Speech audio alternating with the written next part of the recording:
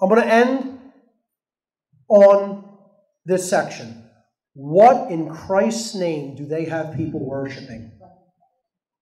This is the title image of my presentation.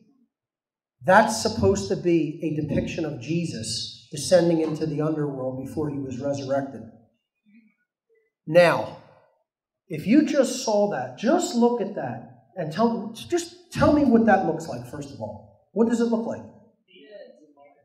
A demon or a dinosaur or a reptile with its head turned to the side. You could see the eye, the skull, the teeth, in the jaw coming down. He's got his tail and wings. That's supposed to be Jesus because the face of Jesus is embedded on the neck. That's all. It's flatly embedded on the neck to give the appearance that that's his hair. And this is what they have standing in the back of Paul VI Hall, okay, at the Vatican, where the Pope lectures from. Here's an up-close image. One of the closest images that someone was ever able to take of this statue. You could clearly see it's a reptile/dinosaur head, and Jesus is simply, his face is embedded, is just sculpted onto the neck of the existing creature, and it's made to look like his hair. I mean, that's just bad sculpting. Who would even sculpt something like that?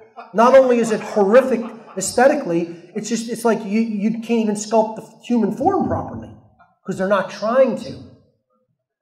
It is a dinosaur/reptilian/demon. This is Paul VI Hall. I believe it's Paul VI Hall.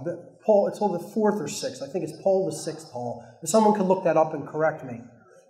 Okay? The actual architecture of the hall is a snake with fangs, complete with fangs. He is in the mouth. That statue of, quote, Jesus is in the mouth of a huge serpent. This is who's running the Vatican. No, they're not dark occultists. Don't worry about it, folks. Just go home, forget everything I said. I don't know what I'm talking about. And people go there and bow down and worship these people. That's what is directly behind the Pope when he lectures at this hall in front of a packed house of blind true believers every time. Now, when we get back from dinner, I am going to read the recent comments that the Pope made about libertarians and libertarianism. And I have a challenge that I'm going to issue to our current Pope Francis. Thank you for listening to this section. I'll see you all after dinner.